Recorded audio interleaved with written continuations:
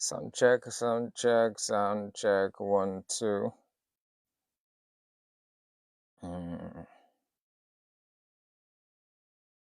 Sound check. 1, 2.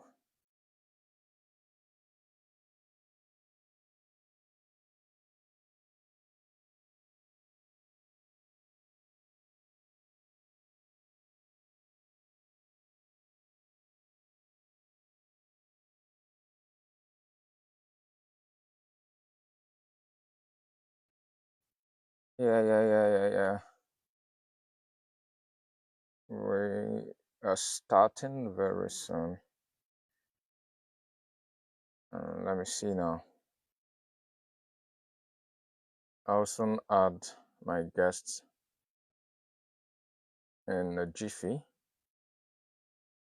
Just let's test sound quality and all.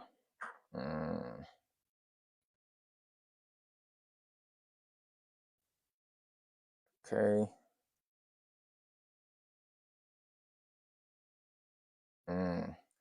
All right. I think I have my colleague at my place of work, Victor Ajibala, joining in, the popular MC of Hope. All right. Thank you. It's going to be a very interesting discussion this afternoon, and thank you for joining in. I can see my good brother MC of Hope joining in, and I'm happy. Thank you so much. I hope that it will quite be an interesting conversation and an enlightened one as well. Thank you for the likes. All right. My guest will join me quite soon. Time difference. Of course, we slated the time for 2 p.m. here, and somehow both of us missed the fact that there's a little bit of time difference where he is and where I am. All right, but I'm having him already, so I can bring in him. And I mean, but you would have thought that students should even be more more outgoing, More more outgoing, more outspoken. yeah, exactly, and the rest. And I mean, I lived in the hostel where I lived in. It was an international hostel. Okay, so again, it just occurred to me. So we, the international students, interacted more with each other than we interacted with the Italians. So I had people. I interacted with people from India. I interacted with people from Mexico, from Spain, for example, from other countries, from Iran, but then no interactions with the Italians. So the Italians had their own circle, and with the international students, we had our own circle. So I don't know why it's like that, but that's the way it is. One explanation I can give is the fact that there are many of the Italians are what's the best word to use now? Scared or afraid of speaking English. So they're more comfortable speaking their Italian. So I Oh, guess that's why they do not want to be outgoing. And it's not just Italy. It's the same almost all over Europe. I mean, you're coming from Nigeria, you think everybody in the world speaks English, and then you get to Europe, and then the culture shock sets in. I mean, the first time in Germany, and I discovered that who don't speak English, not everybody speaks English. So yeah. even in the class, I remember I did one class. I mean, my class was not that class because it was an internship. The second time I went to Germany was not an internship. The first one was an internship. The second was an exchange program. So it was an international program. But then one day the professor in charge of the program came and said some of the German students are saying the English is too much. They will not come to class again because they're speaking too much English. Yeah, so that's it. So in Europe, many of them do not want to speak English. Even those who speak good English will tell you my English is not good. And then when they're speaking, you tell them, look, your English is good enough. If I could speak German the way you speak English, I would love it. Or if I could speak Italian the way you're speaking English, I would love it. So yeah, that's the thing. I think maybe language, the confidence or lack of confidence in speaking the language is probably one of those things that prevents them from reaching out to people who are not Italians. And then I two, see. there are also stereotypes. There are stereotypes, really. There are stereotypes from them also about different countries and different nations, different continents. I can tell you a few times I spoke to some Italian people and they said, "Are you from Benin?" so, so I do not know if you get the drift of that story. Yes. So they know a lot of Yeah, Nigerians are coming, and these Nigerians are from Benin, particularly if they're women. I do. Yeah, I do. exactly. So some of them do not know anything, but they know about Benin City, Nigeria. So stereotype. So Mm, I've gone. I mean, I remember being asked when I was in Germany by two different persons. I said, "How did you get to Germany?" You know, that question. I was thinking, "How did I get to Germany?" I flew. Because the stereotype is most Africans, particularly Nigerians and some other countries, walk through the desert to come to Europe. yeah. So they wanted, they were asking me. So stereotypes. So the stereotypes are also there. And also you find a stereotype also of Nigerians, particularly because of the situation, who are asylum seekers in these countries, begging. So because usually if you're an asylum seeker, you're restricted from working, restricted from doing many things. So how do you make money? You just have to beg. It's not that Wow. these Nigerians want to beg. It's just that the system does not allow them to work To walk. unless they work illegally. And when they work illegally, they're underpaid. So they resort to begging. And so at times you want to ask, for example, maybe for direction from an Oh Italian, my and goodness. they think you want to beg from them. But all you want to do is, please, Mm, can you show me these? Can you direct me to this place? But in their head is a black person. It's probably going to beg for money. And so at times you're talking to them, they don't even listen to you. They're just walking. So it's there. It's complicated. There's not no single reason for this thing. It depends on who, for example, who these Italians have met before, what experiences of people from other countries they've had before, mm, and also all these things. And they've had, I've met people who have had friends from other countries, friends from Nigeria, friends from Togo, friends from Cameroon, who they really loved, who they really liked. And so if they see another person from an African country, they want to really relate with mm. them, they want to talk with them. So there's not one single explanation for these things. But the truth is, Wow. there is stereotype, and stereotype is the way we also we I think we make sense of our lives, because we also have stereotypes about the white people. And then you Yeah, get we here and you do. see that they do We do. not have two heads. You see that I mean, if not for the system, Yeah. no big deal Yeah. about That's them right. actually. No, really. I mean, I remember, and I'm sure you remember Majek Fashek song, New York. Majek Fashek in New York, yak, yak, yak. And he Very started it there. That, I mean, I thought that when I get to New York, everywhere will be laid with gold. exactly. I see people begging on the streets of New York. I Yeah, see homeless people yeah, on the streets of New York. yeah, I mean, is this not the the yeah. I was famous, the there. popular New York? Yeah. So Yeah, yeah, we do. I understand you. I mean, thank God you talked about work in there. And I mean, the thematic focus here for yeah. this conversation is work. But let me just greet a number of those who are joining the fans. I can see Rotimi Williams. Thank you. It's been a long time, Mr. Rotimi. The Mercy, Comfort, your midday. When I saw Google one, Google joined. Okay, well, Google. Okay. Right, so wherever Out of BS blue. Google. Thank you.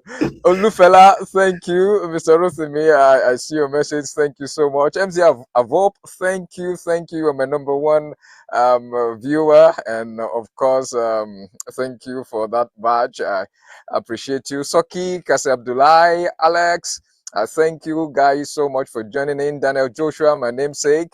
All right. Jide, let me see a number of the people here. Skipo, all right, thank you. Nakova series on my J. Caesar, Caesar Olu. Caesar was my first guest, my first TikTok live. It was Caesar that You I should had tell me me, how you got but his it's not 1,000 online. followers so I can go. Yeah, yeah, Caesar must have had 1,000 followers for us to have had a video.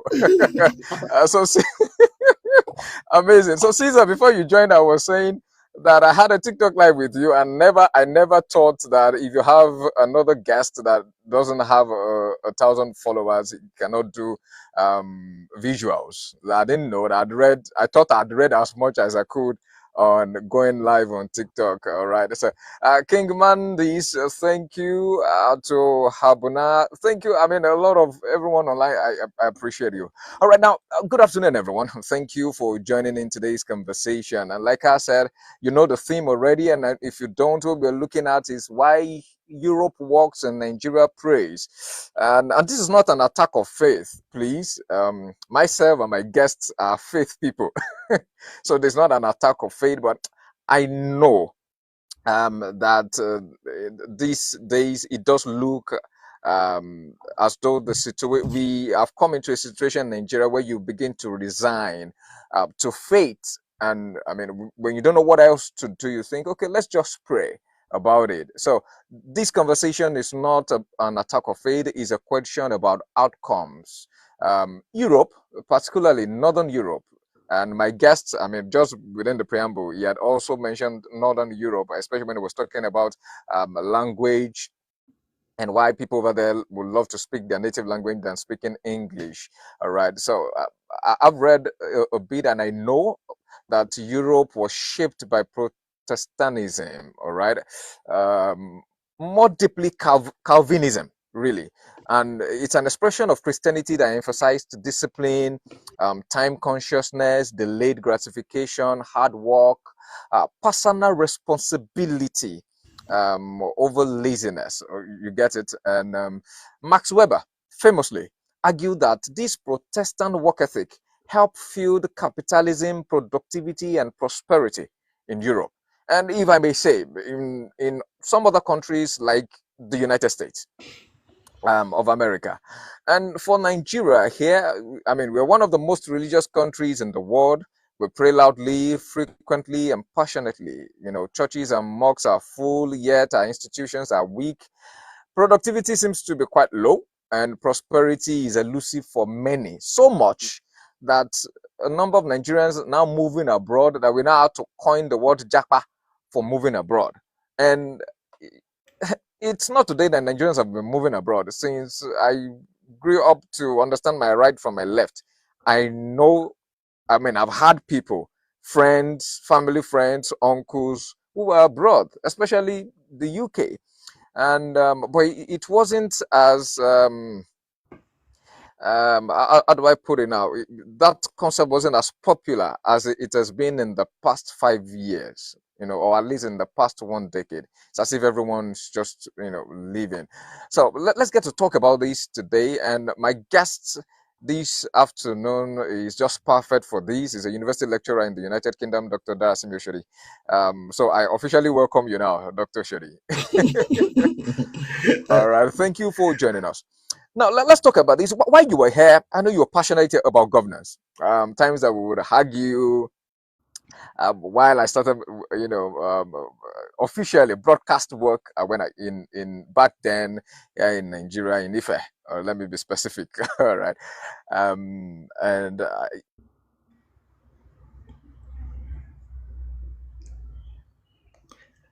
Can you hear me? I can't hear you.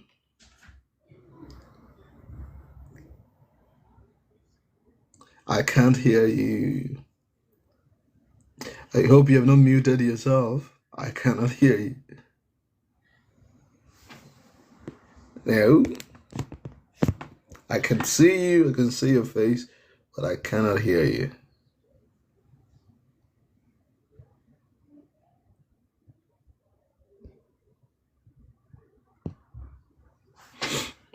Have you pressed something? I did not. Can you hear me Yeah. now? You should be able to hear me now. Now I can hear you. Okay, great. Apologies, everyone. I, yeah, I probably thought my devices were well charged. All right. So I was saying that I knew that my guests. had been passionate about governance, and even while he was there in Nigeria. So let's get to discussion because of time. In Europe, Dr. Shadi, work is seen as a moral duty. In Nigeria, it is as well, but maybe not as it used to be, say in the 80s, in the 90s. Now prayer is often seen as a shortcut. How did we get here? Is our problem our theology or our values, or the system that we refuse to build? Um, I would say it's the system. Not really much of theology. I would say it's the system. Some theology probably contributes to it, but it's more of the system that we have in Nigeria. We have weak systems. You mentioned that already. You mentioned that already. The foundations Mm, of Europe are Christian foundations. You mentioned that already. You mentioned the U.S. as well. The foundations of the U.S. are foundations of Christianity. But they I mean, strong institutions came out of Christianity in these places. I don't know when, I think it was last year, was it 2 years ago, that Professor Shimbajo gave this lecture on how Christianity has contributed to development in many, I don't know if it was at the platform or somewhere, and how it gave rise to Christianity, our Christianity gave rise to development in many countries. So I think I believe it's a lack of strong institutions or strong systems in our country that has made over the years Christians to solely depend on prayer. I think it's built up over the years, and now some Christians now feel like they're helpless, they're powerless, and so only God is the one that can help us in Nigeria. It's not that they do not even pray in Europe. They do. Maybe not all of them. But I should also point out that from what people are saying now, data in the United Kingdom shows that Gen Zs are returning to church, are returning to Christ, okay. actually.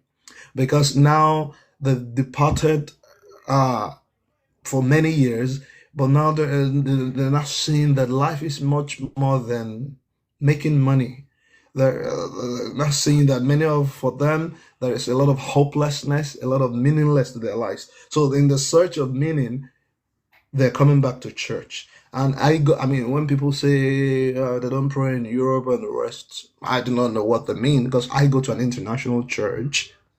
I mean, and we have four services every Sunday, and it was founded by the pastor is from Manchester here where I live, and it was founded by him.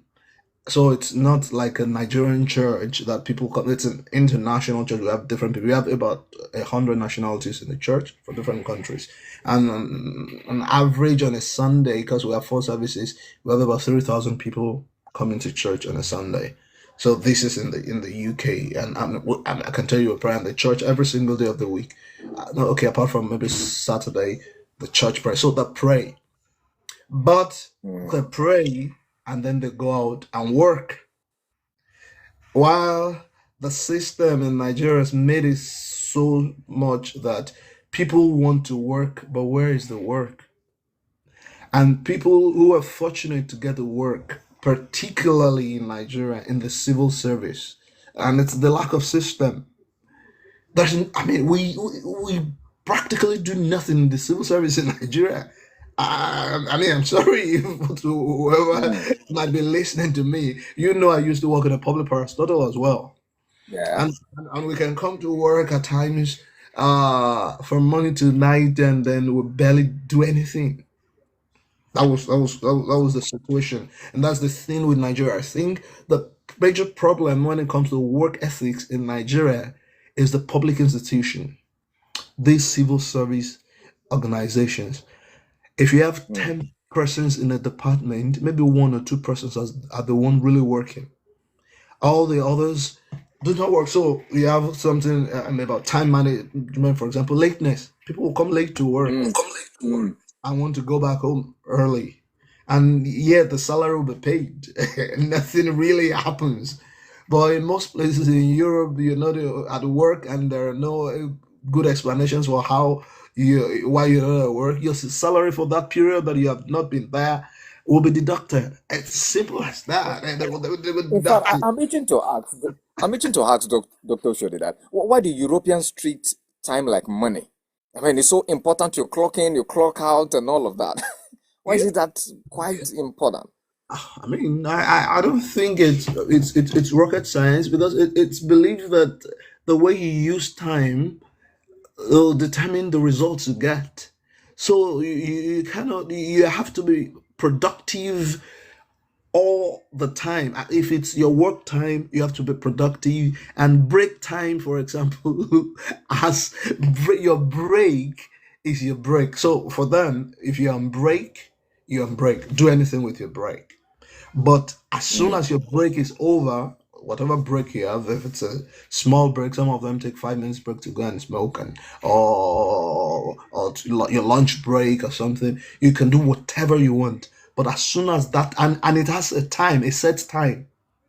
You should not go beyond that time. If you go beyond that time again, they're looking to deduct. They're looking to Yeah. deduct from your salary. So because they feel if you have a time, if you have an allotted time for something, Yeah. then you should use that time productively. Time for them is money. You cannot afford to just waste it, to just spend it anyhow.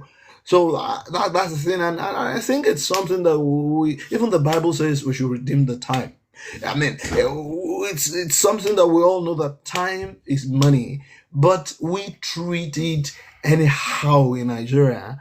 And I mean, I will not say in Nigeria, I will say in the public service in Nigeria, because I believe many private sectors in Nigeria also hold time really, really, really, really importantly. But the public service in Nigeria is where this issue of time is not really taken seriously.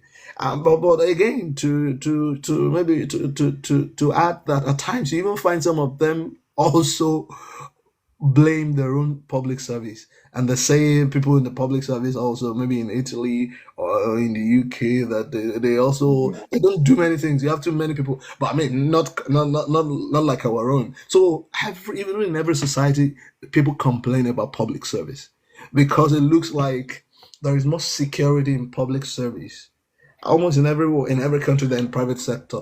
But despite that, there is still a lot of accountability in the Mm. public sector here in Europe. You have managers who will query you if you're not at work. You have managers who will ask you why you're not at work. In Nigeria, I mean, in public service, you can come and go out anytime you like. You can do anything, and the accountability is not really there. And maybe also because we do not even know what we are working for in many public sectors in Nigeria. So I used to Mm. teach in Nigeria. I used to work in a federal government parastatal. But when people come in, maybe when they cannot see actually what they're doing, well, where is it? What is it leading to? If you cannot see, then you do not even know that your work is important. So the passion to do the job is not there. But where in other places that you can see that the little that you do is contributing to the society, then you want to do it well. You want to do it as much as you should do it. That's my thought. Mm. Wow. Wow. So there is value for time, there is value for money. There is. Let me tell you. Let me tell you this funny story of when my own view also started changing. So I remember my second time in Germany. I was, like I mentioned earlier, I was an exchange student from OAU to Germany. So I mean, and it was on scholarship. So I didn't feel the need to work. Yeah, which I mean, I was on scholarship, but because people would, I mean, from Nigeria would say, "How can you go there? You cannot use that opportunity to make a lot of money. Do you know how much euros the naira is?" So I decided, okay, I was going to try to work. But then, I mean, I couldn't speak the language. And I was a student as well. So for a student, usually in most European countries, you can only work for 20 hours in a week. You cannot work beyond 20 hours in a week. And that's why at Oh, times, yeah, because I feel if you're a student, you're a student. So you cannot be working full time and still say you're a student. Then what time will you have this? So it's usually like that. You work for 20 hours a week. So that means also many jobs you will get will be really limited. Because how many jobs will want to give you only 20 hours a week? So I applied and I got I was asked to come to a cafeteria, a restaurant, so to work there. So when I got there to the restaurant that day, so that I mean, in some places they will say come for like a test. You maybe do a 3 day test or a day test to see if you can work, and then they will take you. So I went for the test, and I did 6 hours in that test. But usually they work for 8 hours, or it depends. About for that test, it was 6 hours, and I was asked to work in the kitchen of that restaurant. So what we were doing was washing plates, stacking plates, and the rest. That was you were just stacking plates in big industrial machines that will work that will wash the plates oh, and the rest. And for oh, this, the Balele. yeah, I mean that's not even the problem. That's not the issue. But again, one of the things is there's a lot of there is what do you I'm call just kidding, of course. I'm just kidding. I know, Work is I work. know, I know, Understand? I know that. but I need to point that out. There's a lot of dignity of labor as well. There's dignity of labor in Europe. No matter the work, there's dignity of labor, no matter the work. But let's even go back to that. For the 6 hours that I was on the test, I could only sit down for 30 minutes. Whoa. For 6 hours, I was on the work. 30 minutes, that was my break time lunch that I went to work. I'd never done such a job in my life before and after, where I would be on my feet for 5.5 hours. And you Wow. imagine if you were working for 8 hours and your lunch is just 30 minutes, you have to be on your feet. There were no seats even to sit down, and you couldn't go out to sit down. And you were meant to be doing something. You can't just stand. If there are no place to Oh my stand, you're God. mopping the floor. You're cleaning something for 5.5 hours. So that's I Five mean, and a half hours. for 5.5 hours. The only time I could sit down was the 30 minutes I had for my lunch. Imagine. I'd never done that before. I mean, in Nigeria, I mean, my office, sit down in the office, do a lot of. Why would I stand up? Even if you are a teacher, if you got many teachers will even sit down during teaching. Some teachers Yeah. do stand up during teaching. I mean, after teaching, they go back to the office and sit down. So two things happened. One, they just told me, okay, we've seen what you do, we'll get back to you. Till today, they didn't get back to me. So I told myself I must have done badly. Oh my God. But I thought I tried because everything I did today, I thought I did. Two, for the next 3 days, my whole body was aching. Like for In pain. 3 days in pain. I was in pain because I stood for 5 You stood hours. for five and a half hours I was for doing a something. test that you are not paid for. Exactly. And they paid me with lunch. No, so when I told someone, they said I mean, that's what some of what those places do. They just use that for like free work. 5.5 hours of because I thought I was needed to impress them so they could call me back. But man, I don't know if I would have survived 5.5 hours on my seat. And in many jobs, even in jobs where you can sit down. So some people, I hear people talk a lot about, for example, those who work in the care sector here in the UK, for Mm. example, you don't have to be on your feet in that kind of job. So you can sit down first. And from what I hear, it's different kinds. But there's this one where if you are in a care home and it's night, you are not even supposed to sleep in some care homes. Or even when you have nothing to do and it's night. How now? How can you be you have nothing to do and it's night and not be able to sleep? Because if you do, someone will report you, or maybe there are cameras around to show that you're sleeping. The question is, why can't I sleep? Why for me? I understand that, yeah, they love productivity, but for me, it's also Mm. going to the extreme. Why can't, if I don't have anything to do in the night, why can't You I do. just keep you? I'm not saying Alasha Obora, continue there. And the people under my care are sleeping Right. soundly. They're sleeping, exactly. But they will say they might need anything in the night. But yeah, if they need anything, it's not that I'm lying down on my bed under a duvet or something. It's on my seat there. I should be able to wake up. And some people have lost their jobs for that just because they closed their eyes. So yeah, Wow. they want to get everything out of you when you're at work. Which for me, I at times I think it can go to the extreme. But again, if it's working for them, if that's why the society is working, I mean, I don't know if I will sincerely not say. Even now, I'm called out for that kind of job that will not allow me rest. Mm. Even though that might not be Mm. it. But I mean, where I'm at work right now, where I'm working right now also, whew, whew, there's usually more jobs that you can do. So there's even no time to even waste. There's more job that you can do. But what they want to see is how have you spent the day? Even it's not Mm. necessarily that you have to complete all the jobs, but have you spent the time of day? I mean, your work time on that day, have you spent it productively? So there's always work to do, always work to do, always work to do. Oof. And I say at times I miss Nigeria because of that. I mean, at times I lose. I want Nigeria. I'm actually para mi. Tó bá ti tó ti gan, mo fẹ́ jáde kí n ṣeré mi jáde jọ. Okay. So in a way, I do not know if you will say the system is better in a way because I mean coming from Nigeria, I don't know. But, But but, yeah. but, but, but come to think of it, come to think of it, really, really, come to think of it. Maybe this is why, just like you said, maybe this is why some people say that no, it's better to stay in Nigeria than to go live in Europe, especially when you're probably you're not working in the academics or healthcare.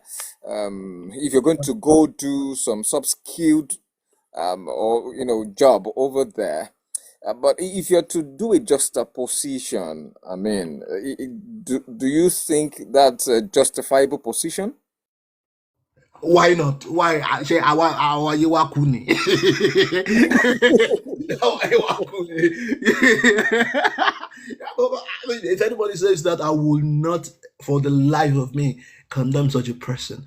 Yes, if there's a way you can get a job, for example, an IT job in the UK, but you're living in Nigeria, and you think you want to live in Nigeria, please do. Because I mean, if you're doing an IT job, whether in Nigeria or in the UK, most times you're at home. Except some IT Mm. jobs in the UK, for example, will require you to come to work maybe 2 days a week or 1 day a week. And but if it's fully remote, better stay. Better stay. But for the other ones that you have to go and stay there and be at work, I can tell you the difference. The difference is there. There is nothing like I'm a senior person and I don't have to work. Nothing like that. Everybody has to put in some effort. There is nothing like I've spent enough time in this place. I've given a lot of service, and now it's my time to rest. Until you leave that job, you're working. That's them. But again, and that's why you see them that when they talk about holidays, they have a reason Yeah. for talking about holidays. It's because most times they've worked for so long and the holidays for them to recharge themselves, to recharge their batteries. And so while they work a lot, they also do not take holidays for granted. If you're on holidays, most places, nobody can call you back to do anything. Nobody can call you back to do anything. It's your holiday and you will spend it. So I mean, there are times in Nigeria that you'll be on leave, annual leave, and then they'll say, "We need you in this scope." The first shock I had was when I went for an internship at the UNESCO Institute for Lifelong Learning in Hamburg, Germany, and the person in charge of the website went Yeah. on annual leave, and the website was down at some point and had issues. They had to wait for him to come back. They couldn't come and say, please come here and do this thing for us. And so our website can go back on. No. He In spent Nigeria, his, you are back to work they will immediately. call you back. Your guys work better. To come and do something. Nobody called him because it's your right. It's your right. So, and this thing happens. If you don't know your right, particularly in these countries, people will also want to overuse you. Mm. You have to show them that you know you're right. If you don't know you're right, they will keep giving you a job. But if you let them know, look, this is not time to work. So my job time is 9 to 5. Don't give me any job after 5. I won't do it. I won't even switch. You can't even reach me. Don't even contact me. Some people will even let you know that as much as we work, let me also go and spend some time. So it's important to balance that as well, and that's why most times they're even traveling. They're traveling out of their country to go to another country to recharge because they know that's the Yeah. only time there. Because if not, they will collapse. And I will also add this. I had this boss in Nigeria then. I mean, a professor, international person, and he wanted to become a contractor with the United Nations consultant. Sorry, not contractor, consultant. And they told him to do a course before taking him on board. And he told me he failed one of the courses. And why did he fail it? He was asked about 10 questions. And in one of the questions says that, I've forgotten exactly how he said it now, that if you have a lot of work and you're supposed to go on leave or on holiday, will you go? And he, being in Nigeria, feeling he wanted to impress them, said no. And so he failed it. Oh my. He said because if you do not go on holiday or annually when you should go, Yeah. you put yourself in danger, you put everybody in danger because you'll be overworked. Yeah. Yeah, so he thought he was going to impress them, but they felt no. When it's holiday time, when it's your annual leave, you need to go because that's when your brain can settle down, relax, and then you recharge and you can come back to work and be more creative and productive. But if you do Mm. not go on holiday, you're always there, you're always there. Then at some point your productivity will drop. Mm. So But Dr. Shode, looking at just a position, yeah, their end result, despite that heavy work ethic, yeah, uh, wouldn't you prefer that to Nigeria, where now, I mean, we used to have such a work ethic, maybe not as much as that of Europe yeah, and the United States, but now it does look as though you could even walk, and if you're not careful, you don't get your leave. yeah. Or in some places, you get the leave, it's not paid. But by the time you look at end result, don't you think it's better to go the European route? I don't know. Was it Obasanjo who they said something about human face at one point? You see, as a Nigerian, the Nigerian in me would say, oof, I don't know. I mean, productive. I would always say that you don't argue with results. You don't argue with answers. So most times, the system that produces answers or produces Mm. results always is the superior one and should be the one that will follow, the one that produces results. Well, the Nigerian and me will say, let's temper justice with mercy now. Yeah. But yeah, but for things to work, and that's the thing, and I think it's just about discipline, and I think we can always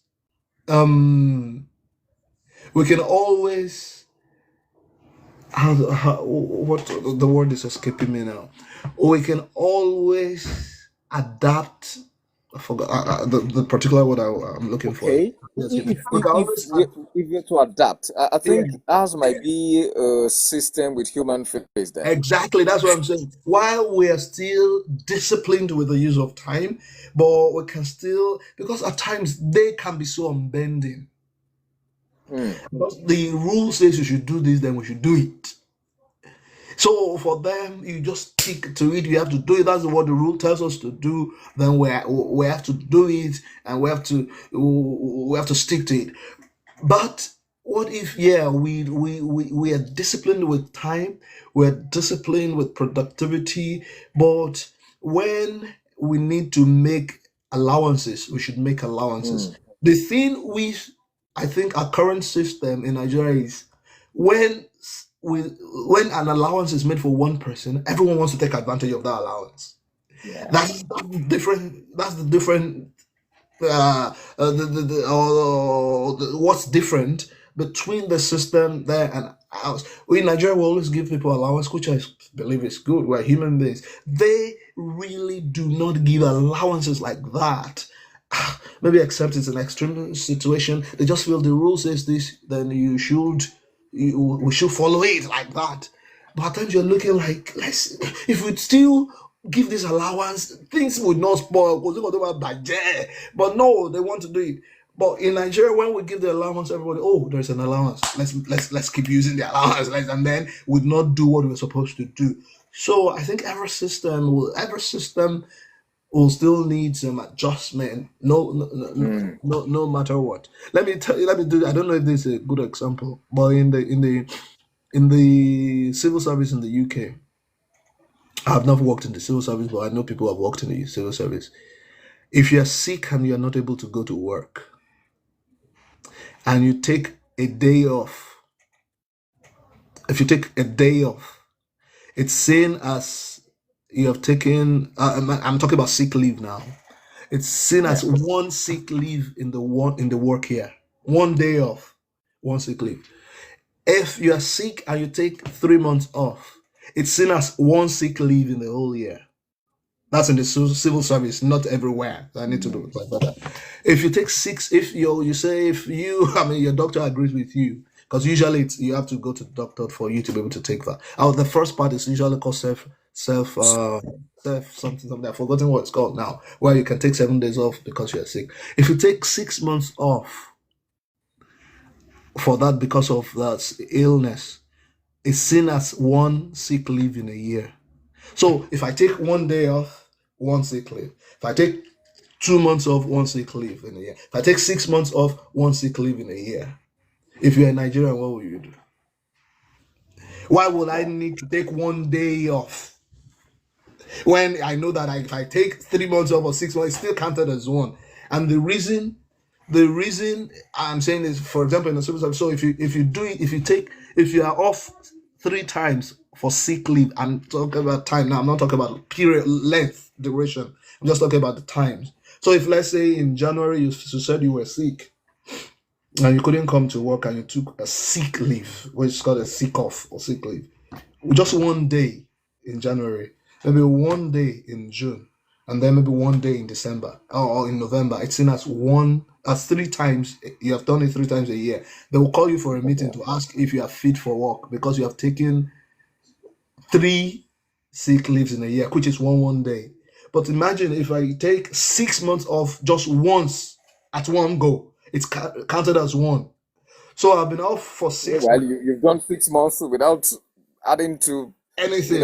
adding any value to the system. Yeah, but another person has only taken 3 days off throughout the year, but at 3 different times. But it's seen as three different sick offs. I don't know if you're getting my drift. Yes, I do. So why would I not take six? If I was in Nigeria, why would I not take 6 months off and say it's Just one. it's just one? Why? But you see that they will not do that. Really, they will not do that. I mean, not that there are no lazy people among them. Maybe the lazy ones among them, and for some of us also Nigerians. I mean, how did I know about it? Because I don't work in the civil service. So, system, let's use the opportunity. So they do not think that way. And so that's one of the differences in the way. So when we have allowances in Nigeria, we use the allowance, but then they do not again. Every society has its. You see why I'm unable to really exclude faith from this discussion.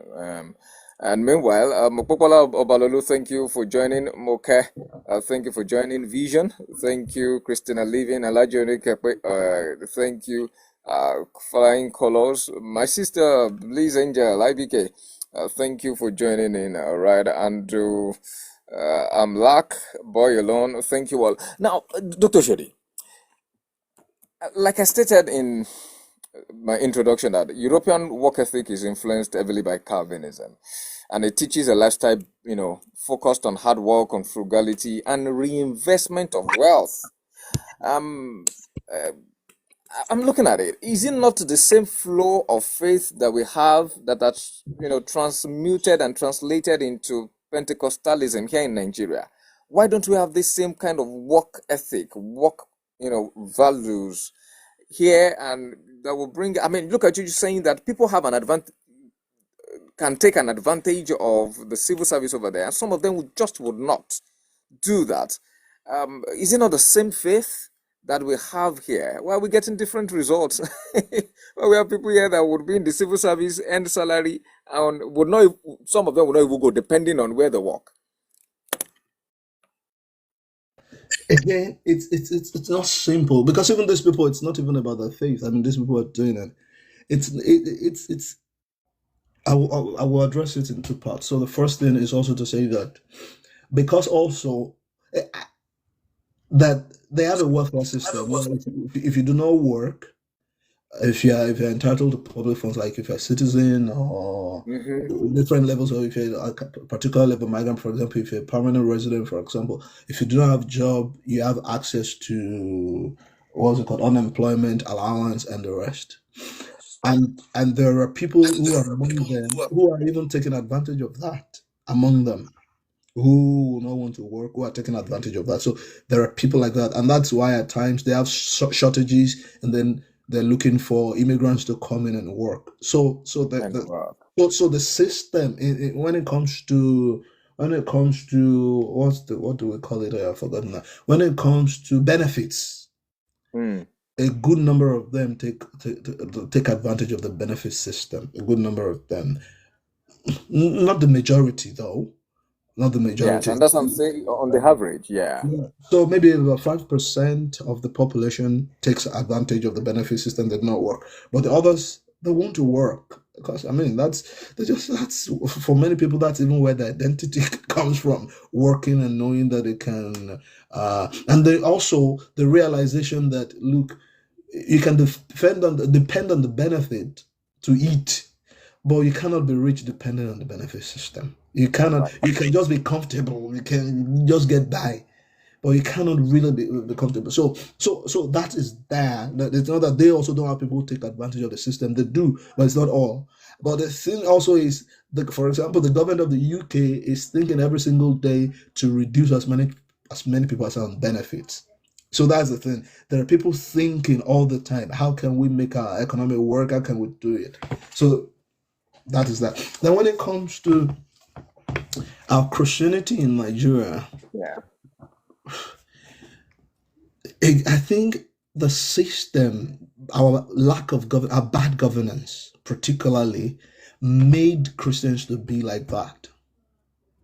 I think so. Mm. And that is why the church has to really understand its purpose and help people to not have that what we call fatalistic mindset that whatever will happen is dependent on God, but that we also have a part to play. And that is why in Nigeria, for example, one of my main role models is Pastor Sam Adeyemi Yeah. because it teaches a different kind of mentality. It teaches a different kind of mentality. I mean, even our own pastors then we had what we call an empowerment service in church, trying to Service. create another culture, which is a different one. So there are brands of Pentecostalism that recognize this, and I will think maybe most of the major brands of Pentecostalism that recognize that we still need to work, despite the fact that we're children of God, we pray, we fast, we do this, we still need to work. But I think there is also the other part, and I would say most times come back to you said the other time, is it a theology? Is the theology how what's our understanding of faith? Because if you read the Bible, faith without works is dead. That's what James says. So if you come to church and pray every single day, Monday to Friday, you are in church from 8 to 12 before you start working. At what point do you want to do well in your business and your job? Uh, for example, I mean, if you're a civil servant, you cannot do that.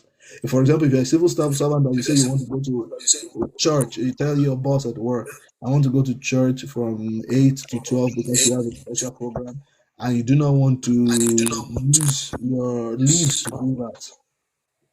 Well, if your boss says no, what will you say? Your boss is anti-God. Your boss is anti-Christian. Your boss is this. It's that mentality. But the thing is, you cannot use the time for work to go and do your personal prayer. So some churches, some preachers, I believe that come and pray. And maybe it's the wrong application of seek ye first the kingdom of God, that for us, just come and pray first and foremost. God will take care of you. Don't worry. If you have enough faith, you can come for 1 week of program, of convention, of prayer without going on leave, and nobody will do anything to you. Don't worry. Even though we can pray against that boss, we can pray against that sin. It's they understand. Yeah. So that is one. Two, I think another thing is the understanding of how God blesses people. Because we have had too many testimonies that it looks like people didn't do anything and they just got blessed. And every one of us wants that kind of testimony. Oh my. Oh But my. but personally, I mean, without anybody telling me, I was thinking about this thing, and then later I had preachers talk about it. I came to that understanding that God needs something to bless. Blessing upon zero will be anything times zero is zero. What is in my hand that I want God to bless? People, if people, because I do not know if it happens in because I can't really say about it. But if Nigerians can believe that money can appear in your pocket without doing anything, and I mean, I don't know. I do not believe in it. I do not believe in it. That's if they can believe, then why would I not go to church and think that? And this is a simple test. I'd asked this question even in our church. Then I asked the question. I said, when when Jesus asked Peter to go and fish and said he would find a coin in the mouth of the fish, how did the money get there? And people believe God just created it and put it in the mouth of the fish. I beg to disagree. No. I believe someone at some point, or people at some point probably have thrown coins in the water. And when Jesus Yeah. spoke that word, that fish went to that coin and took it. Because God does not create money. God has no printing press in heaven. God doesn't create money. Because if God creates money, that will be counterfeit. Because every money that comes from every central bank or minting press has a serial number. Will God duplicate an existing serial number? Or will God look for the last serial number and now put the serial number on that And money that's what it's on. and put the watermark on? God will not create money. So if somebody says they found money in their pocket, then it's probably that God took it from somebody's pocket and put it in their own pocket, or money lost in the forest, God put it in the forest, God picked it and put it in the principle. It's not a miracle that we should be. That's not the kind of miracle that we should be preaching. It's.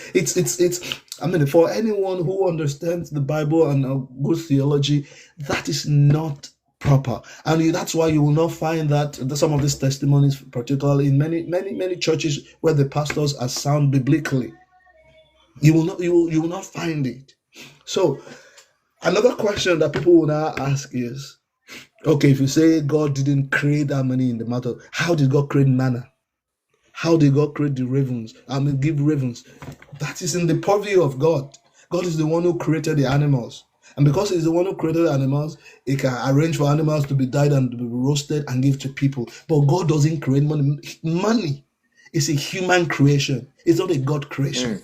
Money came from something God has created, but money itself, those currencies, those papers or coins, they are human creations, and they are not. It's like God also doesn't create television, for example. That's right. God doesn't. So when you talk about manna, when you talk about river, those are natural creation that God Himself created, and He has authority over that. But when it comes to currency and things like this that are numbered, that have marks and watermarks and the rest, it's not good. So it's the kind of theology that says just pray and pray and pray for favor, and then open doors will open. But what another kind of theology is just do not despise the day of little beginnings. Keep doing what you're doing. Keep praying for favor. Keep doing this, and then God can send helpers to you to help you. God can open doors for you. That's so. Anybody who does that knows I need to keep working and keep at it. But the other person who believes God can open doors anyhow, he can do it anyhow, can stay in their room and expect God to do it whenever God is ready to do it, expecting God will do it. I think that this is where the issue might be. But coming back to what I said at the beginning, I think our system in Nigeria created the governance, the institutions created this kind of Christianity. And then there were also the other pastors, for example, with limited theology, with faulty theology, do that. For example, when even before leaving Nigeria, I always Yeah. felt Nigerians are some of the most hardworking people I've seen in my life. I mean, anytime I was traveling from Lagos to Ife, and I would see young men, women running after vehicles to sell granite, to sell plantain chips, to sell bottled water. Yeah. You cannot, no Nigerian government, somebody came and said lazy Nigerian youth. No government can say Nigerian youth are lazy. Because these are Nigerian youths waking up on a daily basis, 5 a.m., 6 a.m., going to carry plantain chips, carry all these things to sell, anchor chips, and these things to sell. How much profit will it be? Anytime I was in Nigeria then, and I would be in the view bus and people running, I was always heartbroken, as if I should have money to give to people. But if someone has done that for 2 years, and they're not able to break through, what do you expect them to do? They will go to church. That's so at that point religion becomes like soccer. Religion becomes a place just to go to feel good. At that point, they'll have to turn to religion. They've tried and tried. When people have worked for 10 years, I had friends then, and I still have friends who are battling, trying agriculture, and all the time it's failing. It's doing it. The chickens are dying. No access to funds. No, and there's no insurance. Good insurance. If something happens to them and they saw them trying, what do you think that person will do at the end of the day? It's either they commit suicide or just go to church and say, "Lord, now it's you that will do it for me." So that's my Wow. understanding. Wow. Initially, you know, was confession. I was scared that maybe you wouldn't want to talk about these with the coloration of faith. But I mean, the insight you just brought on here, it's massive. A vision, one um, of my guys he has commented, and he's saying that stop waiting for miracle money. He said God will bless the works of your hands and not idleness. Just supporting what you're saying. But I wonder as well, Dr. Oshodi, why do Nigerians work extremely hard? Yeah, like you said, yeah, Nigerians work hard. You know, even adults. Those, I mean, I see people in their 50s who Yeah, work. You see pensioners, yeah. you know, creating businesses, I mean, just working. But for those, especially the young people now going abroad to Europe and North America, why do they work hard, you know, abroad, and then when they come home, um, they sometimes want to tone down that same ideology of discipline and not work. I really cannot. I really cannot provide you. I don't think an answer that will be correct. Because really, I do not know it. But I think it's the system. You see, everybody knows. Put a Nigerian in a working system, a Nigerian would do excellently. And it's this thing about mentality. Let me give you a simple one. In our final year in school, we went on an excursion to Ghana. And we got to Ghana, and they told us you don't throw litters on the road in Ghana. And all of us, we Mm. obeyed in Ghana because we went by bus. Went through Benin Republic, went through Togo, and went to Ghana. Went by bus. If we didn't do that, people threw it in the car or in the bins. I'm Mm. telling you, as soon as we got back to Nigeria, people started from that same bus, started flinging things out of the Eh. window. This was 2004. Ah. And I was wondering, we went to Ghana and everybody complied. Every single person. And we came back to Nigeria, and it looked like as soon as we hadn't even stepped our foot on the but as soon as our car at the bus, like, what they call this universities buses, those big third one buses. As soon as it entered The cost of Nigeria, buses.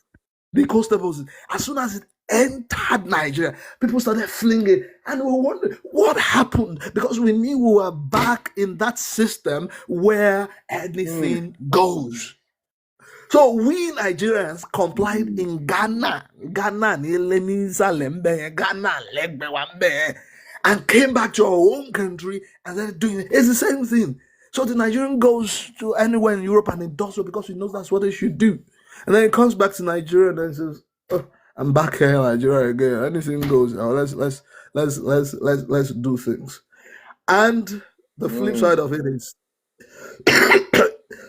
excuse me, the flip side of it Yes, is sir. if you want to maintain that, there's also the possibility of people saying, Toripo ti lo lọ sọ́hun ti dé, ìwọ nìkan ló máa kọ́kọ́ lọ Oh, ni. today. Ó ti dẹ̀ so Americana ti dé, kéde ti dé, ó lè má jẹ́ America gan ló lọ bẹ́yẹn, bóyá Namibia tiẹ̀ ló lọ gan, àbí kéde ti dé tiwa ń bóbò wa. Ó ti dé, ó ti wá, ó ti Wait, wait, please, Dr. Shode, please wait. Vivian is saying here, he said, I came home last year, November. I was orderly until I got to the airport and the queues wasn't orderly. True, true. Let me tell you something. I don't know if you've heard this. The longer you have driven in Nigeria, the harder it is for you to pass driving tests in the UK. I don't know about other countries because UK has one of the strictest driving tests in the world, stricter than the US. The longer you have driven in Nigeria, the harder it is to pass driving tests in the UK.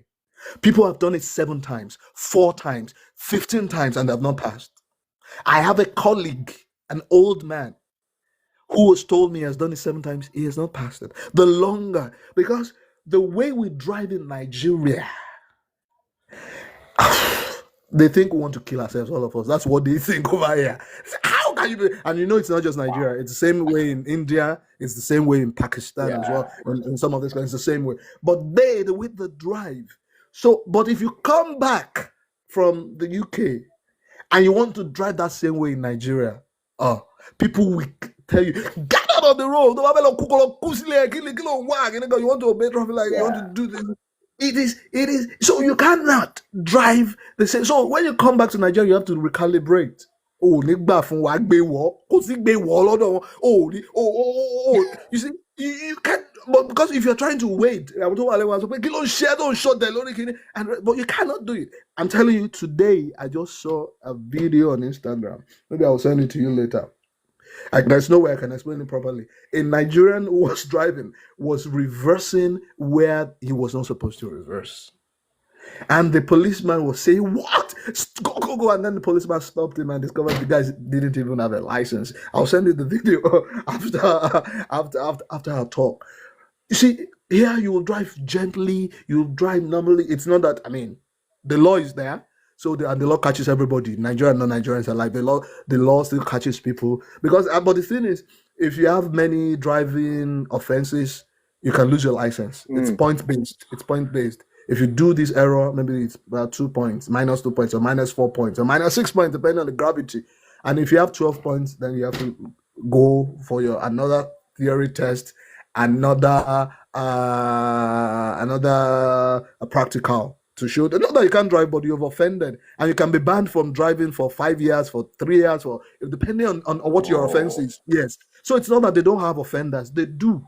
but there is a system that corrects.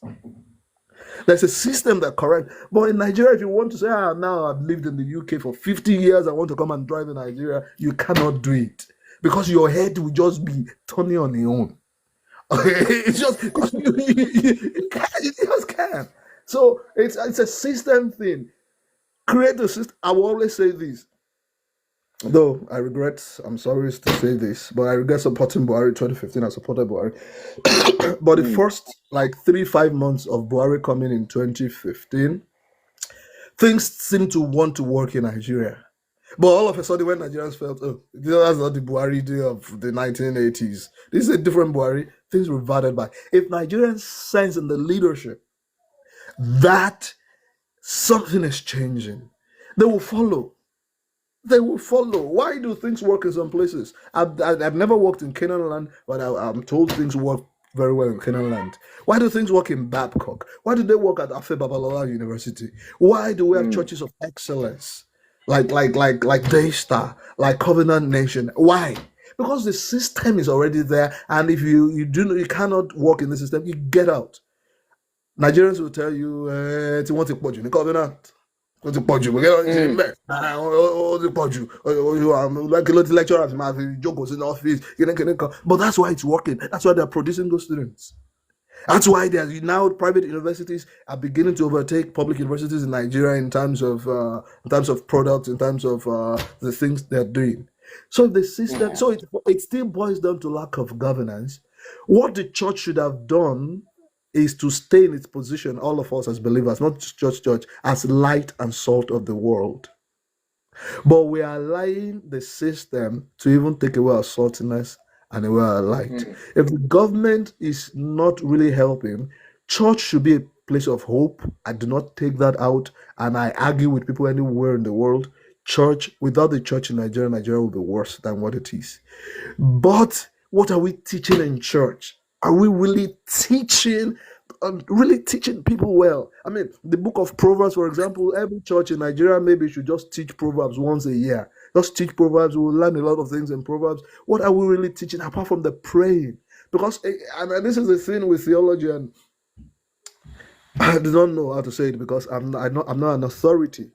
But I think most times in Nigeria we pray and then we study the Bible, which is good. It's not coming out the way I wanted to say it.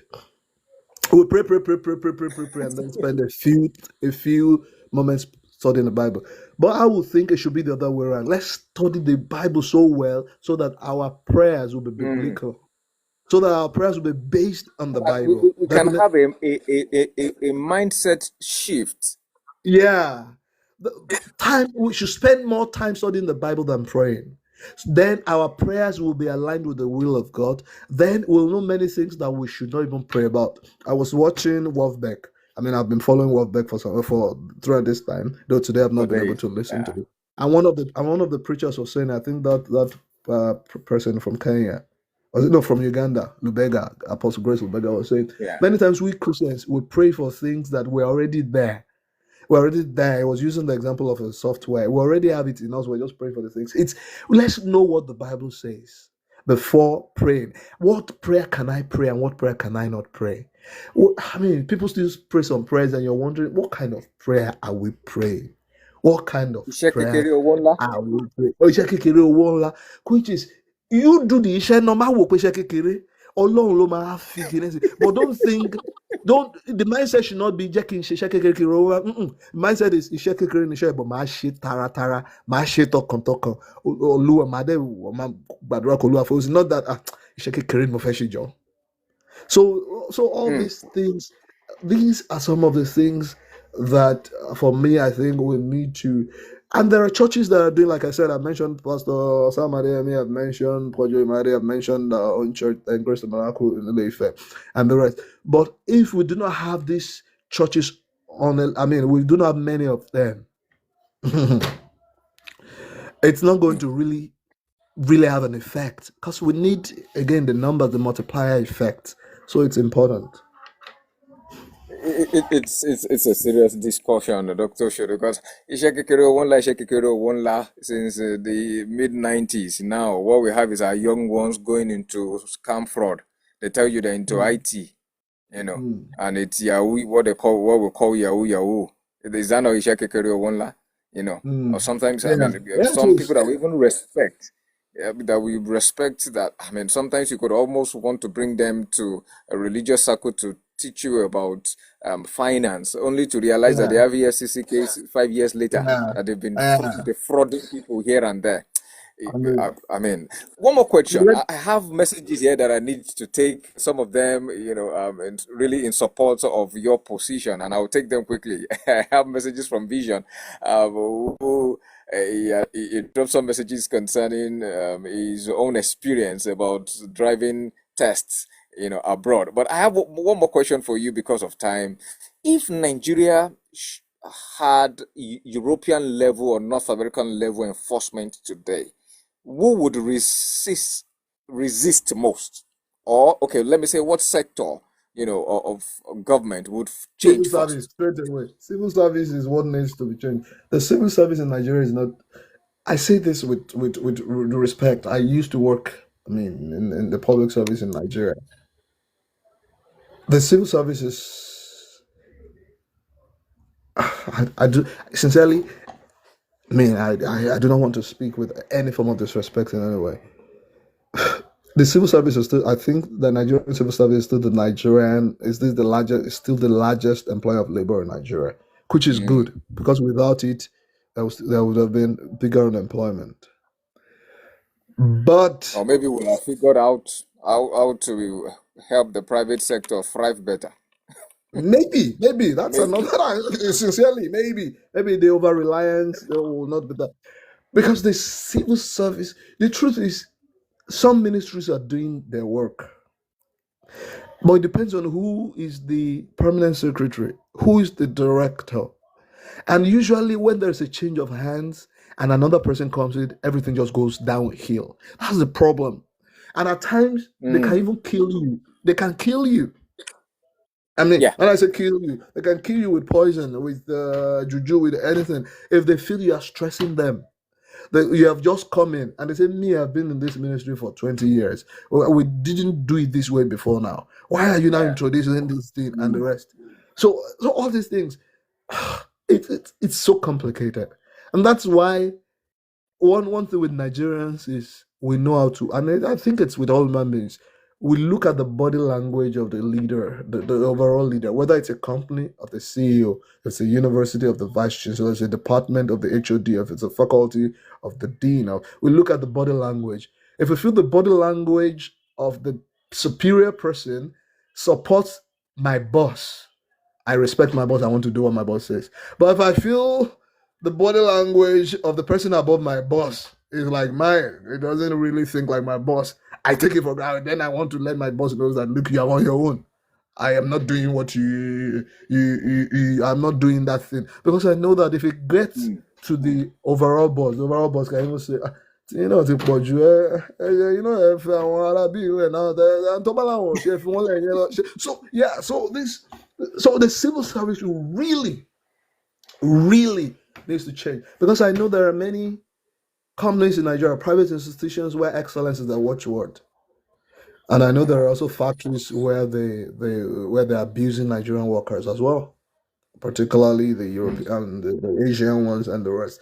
So Asian it's one, a yeah. culture. Especially It's Indian, Chinese. yeah, and Yeah. Chinese, Uh, yeah, and Lebanese, and the rest. Yeah. So the civil service is where we need the most, and it will go to definitely also the political system. The political system in Nigeria is a joke. It's a joke. And if a governor is not doing well, if the commissioners are not doing well, what the civil servants will not want to do well, which shouldn't be so because the civil servants are more permanent than the political class. But because I guess we have kept hope for too long in Nigeria, and everybody is disillusioned, disoriented, and people are not even hopeful again. And you see hearing people say Nigeria, that's it. And you're like, mm. that because and times people say these things because of what they see their governors doing, what they know their commissioner is doing, what they know, what they see. Whether an investor wants to come into the state and the demands that are being made on the investor. And I say, this is Yeah. someone who wants to do something. Then so why should I, as a civil servant, Why should I now be the one to be Nigeria lori? Why should I? About the governor that the buffoon who is collecting a lot of the money is not doing his what to do. When the legislators are not doing what should, why should I be the one to now die for Nigeria? So it's the political class. It's funny because it's a sham. It's a joke. Anybody, I mean, they two. I mean, as you know, not that in every system there are no loopholes. No system is perfect. But a serving prime minister in the UK can be fined by an ordinary police officer, and it happened when Rishi Sunak was prime minister and he was driving without, was he using his phone or he was driving without his belt on, and a police officer stopped him and wrote a ticket for him. It cannot happen in Nigeria. You cannot write a ticket for a professor. You cannot write it for a vice chancellor. Not to talk of a counselor. It is the prime minister of the Mm. whole country. Prime minister of the whole country who is serving. It was not an ex that he was serving, but he was caught not well. He got a ticket. For it. Who will write it in Nigeria? If you ask me to write it as my boss, I would say, "Oh, guy, hello, call for him, call my call." Who right? Yeah, so it's this public sector, the political sector, and the civil service sector need to work in Nigeria. They need to work. Oh my goodness, there's no time. Thank you so much, Dr. Shade. Let me take some messages. While you were talking about driving test and all of that, Vision says, you're right. I did my driving test 4 times before I passed, and I've been traveling for over 15 years. And then he added this and said, I drove 2 times at home, and when I got back, it affected my traveling because the Niger spirit don't enter. Okay, that he affected his driving. All right, that's amazing. He said I have to adjust back because I know there's consequences for my actions. I will get points on my license. You see exactly what you told us. Then he also said, I think the churches should invest more in manufacturing and production rather than building. Mm. Mm. But that's a good I disagree suggestion. with However, Dr. that. Oshodi, if we're So going to manufacturing without a mindset shift, are we sure yeah. people in church will go to work, or when they get there, they So won't so they won't steal so material? so the thing is, people say that a lot, but I disagree. And I'm not right or wrong. I do not know where I belong. But I do not see churches also involved in manufacturing in the UK or in Germany or in Italy. I do not see it. Because the thing is, these things are capital intensive and it is government who should support people to do that. Why people say these things is because they feel the church has a lot of money and we're just wasting it. But the thing is, people do not know that at times churches are doing a lot of humanitarian things that they don't publicize. That is one. Two, it is better for a church For a church to go into education and maybe into the healthcare to sector the than healthcare to go sector. into manufacturing. That would be a lot of distraction. It would be a lot of Mm. distraction for the church. The church is the church. And over time, even these people who brought the church to us, who brought Christianity, they brought education with it and healthcare. They didn't start factories as well. You won't find any church here in the UK that's owned, but you find church members owning the factories. Yes. So the church should teach members how to start businesses, how to sustain Mm. businesses. The church should form community of businessmen. And maybe that's where, I do not know, from the US, where the idea of good businessmen fellowship came from. Maybe Christian businessmen coming together Coming to together. challenge each other and to help each other. It's not the place of a church. It's the church position is to help people to understand that we need these things. Again, if those of us who are listening can go back to that That talk by Professor Shimbajo. I think maybe it was someone's birthday or book launch that he set it up. No, it was Bishop Michael Konko's something birthday or something where he birthday. delivered that. Yes. Yeah, that he delivered. I think it's instructive because I mean, Prof already he did his research and was able to trace the role of the church in that sense.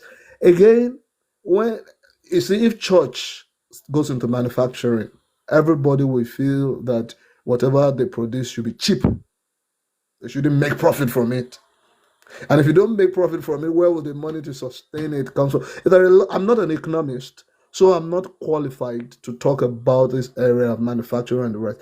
But I think it will be a big distraction. There'll be too many, even the schools that churches have. I know many complaints people have. Even members of the church cannot afford to go out to those schools. Even these things. But if you want these schools to be at a high level, you have to take money from people to go to school. That's one. Two, and when people also talk about churches taking money from people who don't have money, you and I are being in church. We know that most times when church makes money, it's most times 20% of the people in church who give most of this money. It's not so the church does not really enjoy taking money from people. Actually, the church gives money to people. We have been in a church where church has paid people's school fees. But this church will not go on social media to say that. So this is not a terrain I think I'm the most qualified person to talk about. But I do not think church should go into manufacturing. I think education, yes. I think healthcare, yes, provides scholarship Mm. for a group of people, but it cannot be totally free. It cannot be totally free. And I think churches are doing that already, especially education and healthcare. Yeah, A lot of subsidized healthcare for not just members, even for those who are not members. There are ministries who are doing that here in Nigeria, including a lot of scholarships yeah, for those at the lower rung of the ladder, of the economic yeah, ladder. Yeah, yeah, yeah, yeah. I think that can work. All right. So you can drop in. I have just few minutes to go. But I've done a set. You can drop in if you would like to give suggestions live. I'm getting comments from Vision, and it says that maybe churches could invest in businesses rather than building universities. But then, I mean, even the universities are helping the education sector. yeah, Imagine if the our public education is the way it is and there are no alternatives. I mean, I can't yeah, imagine the number of students who have been frustrated in their lifetime. yeah. People won't be able to go. I mean, won't have the opportunity to go. And then also think about it. I do not know anything. I do not. You should know more. When Dangote was coming in into the into the fuel, what do you call it in Nigeria? Into the is it upstream or Into the energy downstream? sector. Yeah, I don't know what it will yeah. come. But people felt then it should come in and then things should be cheap.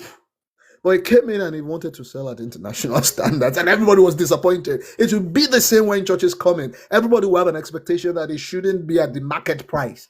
But then how do you compete with other people? Is at the market price? You will be at a loss, and then you will need to gain Yeah. money from another And, source to and fill they it. run you out of business. Exactly. And if you do that in the UK, where, for example, you're using church offering to fund factory. It's misappropriation. What they call misappropriation in most advanced countries, there are things in Nigeria that we think it's normal now. Kí ló wà ńbẹ̀? Mm, Mo mm, fi official vehicle, mo lọ fi kí mọ́mì mi ní village. Kí ló wà ńbẹ̀? It's mm. misappropriation for them. It's for office duties, you cannot use it. It's no, mo fi helicopter, ọmọ mi sáré gbé, I'm governor, ọmọ mi sáré fi helicopter lọ O wo. sáré fi holiday. Lobby kan ó tẹ̀ lọ fi wo game kan lọ fi wo Man U Chelsea. It's no, you cannot do that. If you will use that, you have to rent it. You have And to pay rent for it it. with your money. And pay for it. Yeah, you have to pay for it. So that's the thing. I mean, church should not dabble into too many things. It will be too messy. People will always criticize the church for many things. Maybe quality drops or something. I say, and that's the church doing it. It will be too Mm. messy. The church should just stay in its place of knowledge, and support in ways they should support. That's my humble opinion. Like I said, I may be wrong. I don't know. All right. Thank you so much. I mean, we could go on and on. Vision says misappropriation in Nigeria is really different from what we call misappropriation. Oh, well, that's right. In fact, I know that there are churches in Canada that, I mean, okay, so I had a story. I can't remember if it's exactly Canada or somewhere else. That the church must have a budget. Yeah, Once that budget is reached, that's all. You can't say, yeah, oh, we are calling for special offerings anymore. You've made the money to fund your budget for the year, and that is it. yeah. And I think, I do not know how it runs in that way because I've not been. But you can collect normal. For example, in the UK, you can collect normal offering. You can do whatever it is, but the offering must go into what you said it to go. The thing is, you must say what your offering goes into. It cannot go into anything. It cannot say, we just remembered we're supposed to. That's misappropriation. No? For while even I do not know you because I do not. I cannot say I'm speaking for God. While even in the sight of God, it might not even be a sin. In the sight of the government, you have said you use it God, because God understands that God is bigger than government. So God understands man. So you can do something from a pure intention, but it's different from the stated aim. It is still wrong in the eye of Mm. the law. It's still wrong, even with the purest of intention. So in the UK, for example, if you're a church, people give offerings. If you're a taxpayer, there's something you can tick to say that government should not remove government should return your tax or something. I forgot it's called tax something. I don't understand all these things. So churches, even in the UK, churches still get some concessions, but government will check Yeah. your finances every year. You have to submit because a church is a non-governmental organization. It's a charity, and for you to be a church, you have to be registered as a charity. And if you are registered as a charity, the same law that governs other charities, Salvation Army, whatever, is the same law that governs you, even as a church. You are just a real charity, and they will go through your accounts, and they will, and you can, So it's again what I'm going back to is what we call misappropriation in Nigeria. It's different from what they. It's not pay For them, integrity is yeah, important. it's not pé o kówó jọ o lò fún ẹ. The thing is, you have used it for what you didn't say you were going to use it for. Even if that thing is a noble cause, you didn't say it Yeah. before, so you shouldn't. And if you knew you were going to use it, then you get permission first. They're not saying things cannot come up, but you need to go and get permission first and tell them that things have changed. Now, could you? And I want to use it. That's the thing. Because a slight thing and then the scandal breaks. If it involves church, scandal breaks, even when really the person has not really done what is wrong with it, but because Mm. the world wants to embarrass Mm. the church all the time. Yeah. Mm. Mm. Thank you so, so much. Vision is saying something here. If we start this, I mean, it will be, we could go another 1 hour. He says, I think Nigerians need a change of mindset, truly. And he says, even living outside Nigeria, if you do business and they know you live outside the country, they ruin the business for you. In Sure, fact, bank. Even if you you could don't even live be in outside the Nigeria, country if you live 2 streets away and you don't come for away. oversight every time, 2 streets away they will ruin it for you because they feel I want to say, there are many stories. Eh. And they say it in such a way that they make it look justified that entitlement they're going to mentality. make their own wealth from you, that you've made yours, Yeah. and then they're going to make theirs from you by stealing from you. I don't know how we got here, Dr. Shede, but thank you for your time this afternoon.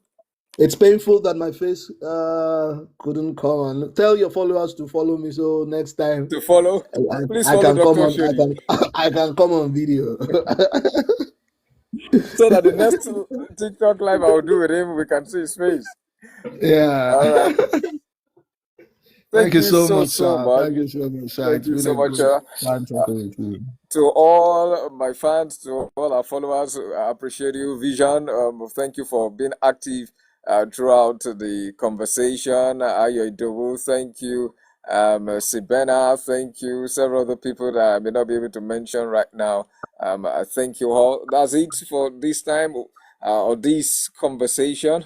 I hopefully will have some other live sessions where we would discuss matters that are quite important to us as Nigerians. Thank you all.